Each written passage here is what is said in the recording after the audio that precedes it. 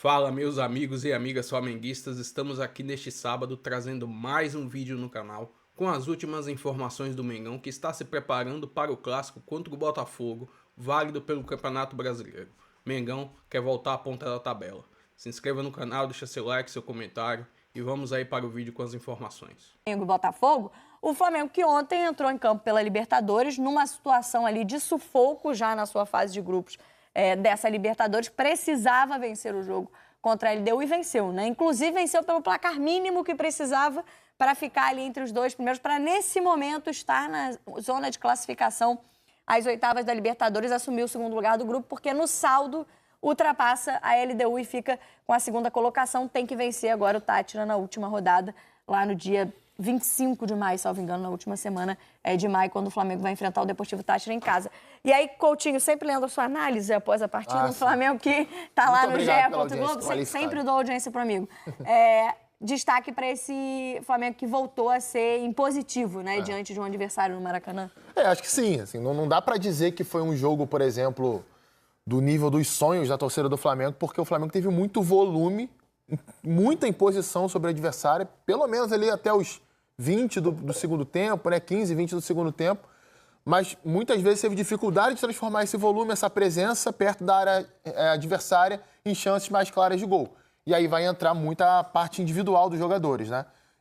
Tomada de decisão, um errinho técnico aqui, outro acolá, ou, às vezes uma certa ansiedade para transformar aquele volume todo em vantagem de gols, e são coisas que são naturais, né? Tenho certeza que muita equipe do futebol brasileiro gostaria de ter esse tipo de problema. É quando você controla totalmente o adversário e falta ali um detalhezinho, uma calma, né? um ajustezinho técnico ou de decisão para você converter o controle em resultado mais elástico. Mas eu acho que é isso, né? O Flamengo conseguiu o resultado favorável, correu pouco risco no jogo, até teve ali nos últimos 30 minutos, uma ou outra chegada da LDU dentro da área do Flamengo. No primeiro tempo, num período em que o time deu uma baixada no ritmo, que foi muito intenso desde o início da partida, um chute de fora da área do Gruezo, mas assim, longe do gol também, não foi uma finalização necessariamente perigosa, esse lance que a gente vai ver aí, bola que o Rossi rebate para frente da área, mas a bola passa muito longe do gol, né? Não é uma bola que vai perto do gol. Mas assim, se a gente for contabilizar as vezes que o Flamengo chegou perto da área, que envolveu o adversário, quase sempre pelo lado esquerdo do campo, né? Com o Michael gerando muito volume, mas errando muita decisão, fator que gerou insatisfação da torcida com ele, com o Bruno Henrique com uma certa dificuldade de posicionamento dentro da área, né? Que são coisas diferentes, né? Muita gente não entende bem quando a gente fala isso. Mas o Bruno Henrique sempre fez muito gol de cabeça. Existe uma diferença de você ser o elemento surpresa, atacar a área e você já estar dentro da área, você já ter que lidar com a marcação já em cima de você e você não chegar como elemento surpresa. O Bruno Henrique acho que tem uma certa dificuldade com isso quando atua como centroavante. Detalhes ali que o Felipe Luiz vai ter que ajustar para a equipe. Muita gente questionando a ausência do Pedro, acho que ele foi bem claro depois do jogo, né, na entrevista coletiva, né, não está ainda no ritmo físico ideal, não tem como a gente debater com isso, questionar isso, porque isso são dados internos do clube, né? O clube não vai compartilhar isso publicamente, nenhum clube faz isso, e somente com acesso a gente poderia dizer, poderia jogar isso, poderia jogar aquilo, enfim.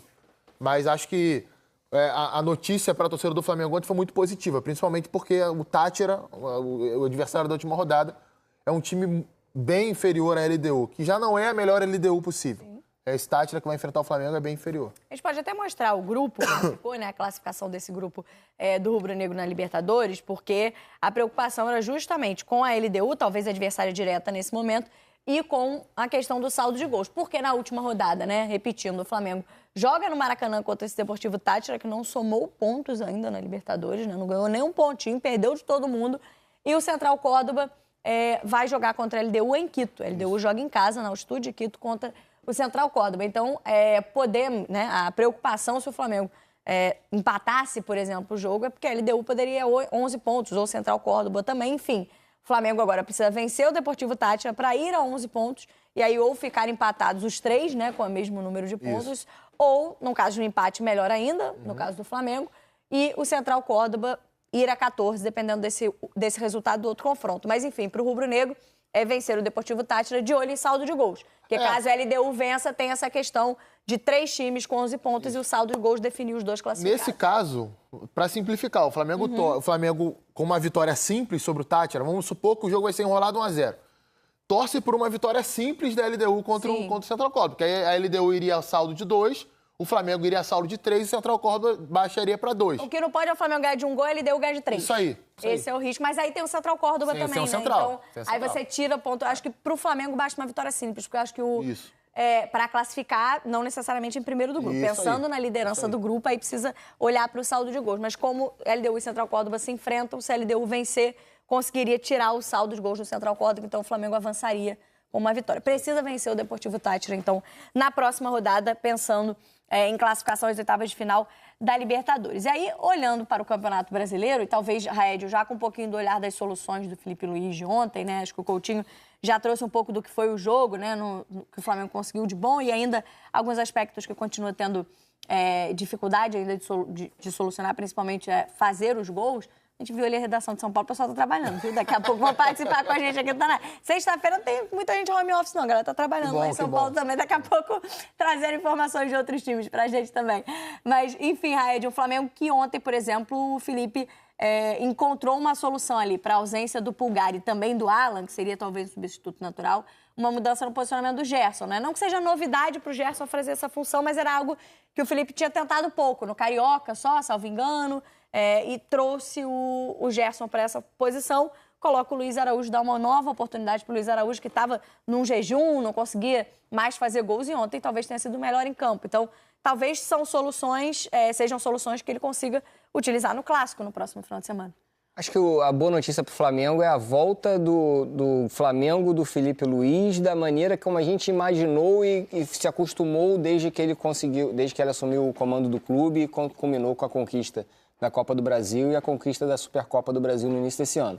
Um Flamengo de muita intensidade no campo de ataque, um Flamengo com uma marcação-pressão muito, muito forte ali no campo de ataque, que retém posse de bola e cria praticamente o jogo inteiro, que se posiciona colocando o adversário em situações extremamente defensivas e quase não sofre risco no campo de defesa.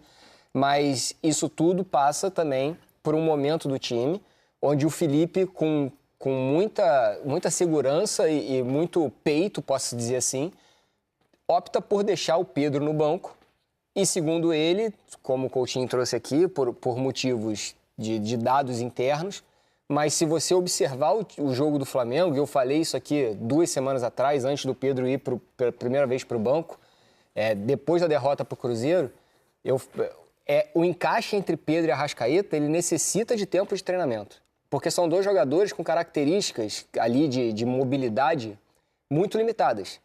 E com os 2 em campo, eles precisam de treinamento e entrosamento com os outros 9 de linha, os outros 8 de linha, né, 9 com o goleiro, para que o time não sofra no modelo de jogo do Felipe. Então ele entendeu esse momento, deu a possibilidade do Pedro voltar com a titularidade, deu um passinho atrás, botou o time novamente com a intensidade no setor ofensivo, e aí a gente tem o elenco do Flamengo, que a gente vai sempre bater na mesma tecla. O Luiz Araújo, ele não vinha jogando bem, voltou a jogar bem. O Michael tem errado decisões, mas é um jogador extremamente importante na velocidade. Tem o Cebolinha no banco, aí você fica, o Michael tá errando decisão, tem Cebolinha no banco, põe o Cebolinha entra e não performa. Mas é um time que tem diversos jogadores para que você consiga modificar ali o seu panorama dentro do campo, e é isso que o Felipe está tentando fazer, pelo menos na minha opinião. Mas ao mesmo tempo, a gente falava agora, por exemplo, do líder do campeonato, do Palmeiras, que consegue fazer uma gestão de elenco dentro da Libertadores e do Campeonato Brasileiro, porque tem conseguido os resultados. Ontem disputava apenas a primeira colocação geral, mas já estava garantido nas oitavas de final. Então, o Abel consegue fazer essa gestão de jogadores, dar descanso para o grupo, o que o Felipe Luiz, por exemplo, nessa sequência não vai conseguir fazer. O Flamengo se colocou numa situação na Libertadores que ontem precisava do melhor em campo, e contra o Botafogo, se o Brasileirão é a prioridade do clube em 2025, vai precisar também, provavelmente, desses jogadores. Ou seja, vai ter mais dificuldade de pensar em descanso para quem ontem fez 60 minutos de muita intensidade. Né? Assim, desde que o Palmeiras assumiu a liderança novamente do Campeonato Brasileiro, e estou falando de algumas semanas atrás, e o Flamengo teria pela frente jogos mais decisivos de Libertadores, por não ter conseguido pontuar nas 3 primeiras rodadas, por exemplo, da forma que todo mundo imaginava, já se desenhava um calendário mais complicado para o Flamengo. O Flamengo, em tese, tem um jogo para conseguir relaxar o elenco. que é o jogo de volta da Copa do Brasil contra o Botafogo da Paraíba. A vantagem é pequena, 1-0 mas existe uma diferença muito grande entre as duas equipes, né?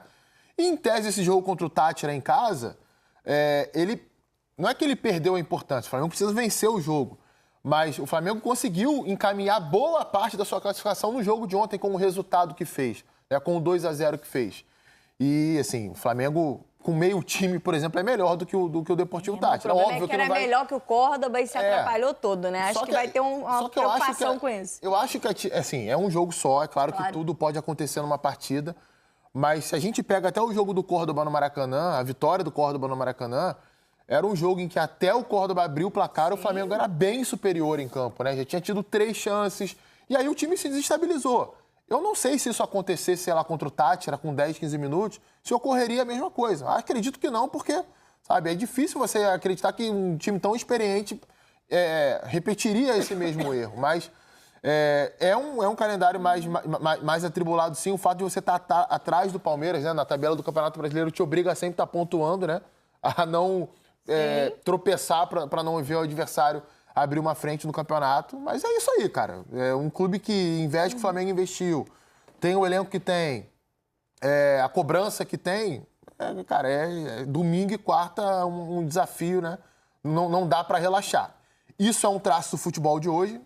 Muitas vezes é algo negativo. Acho que o torcedor muitas vezes não curte tanto uma vitória do time dele, porque está sempre pensando no próximo desafio, na próxima resposta que tem que dar. Mas, enfim, equilibrar uma coisa e outra é um desafio dos jogadores e do treinador da equipe. E aí, falando em equilíbrio, quem está buscando essa palavra é o Renato Paiva, né? No comando do Botafogo, olhando para o Alvinegro também para esse clássico do final de semana. Mesma situação até, não a mesma, mas uma situação parecida com a do Flamengo em relação à última rodada da fase de grupos da Libertadores, né? Deixou para a última rodada a briga pela classificação, mas também depende de si. Uma vitória do Botafogo praticamente assegura a classificação às oitavas de final, porque o Botafogo venceu o Estudiantes em casa nessa semana, na quarta-feira, e conseguiu ali empatar em número de pontos. Tem a Laú com 10 pontos que venceu, mas enfim, pode chegar aos 11 pontos, aos 12 pontos, né, se conquistar a vitória,